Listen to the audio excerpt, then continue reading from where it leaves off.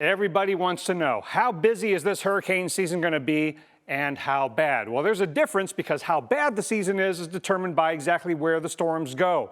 But I think we're going to have a few more chances at them this year because we are likely to have an average to above average season. Why? Mainly because of not having El Nino. Only about a 20% chance of having El Nino, warmer than average waters in the eastern Pacific. If that were to happen, that would lessen hurricane activity. Doesn't seem likely. So the absence of El Nino is critical, but the reason it's critical is not just because it can limit the overall number of storms, but especially strong as a signal in terms of how it can limit the number of major hurricanes.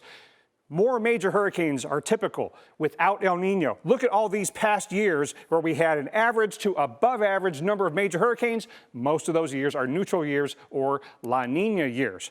And also, the Atlantic Gulf Caribbean water temperatures are pretty warm right now, and that could add more fuel to the Atlantic systems. Now, if storms do form close to home and come inland over the southeast U.S., we have wetter than average soils because of all the rain we've had so far this year. It's much wetter than average in this part of the country. Anything coming out of the Gulf or out of the Atlantic, even if it's a depression or storm, could be a flooding disaster. So we've got a kind of a target on our back here with the heavy rains that we've had. And then finally, the recent years with the trends of more intense, larger, and slow-moving storms is concerning. If we get more of these kinds of major hurricanes or former major hurricanes that strike land and are moving very slowly, then we have bigger chances of widespread wind and water impacts. Let's hope the storms that do form this year stay away from land.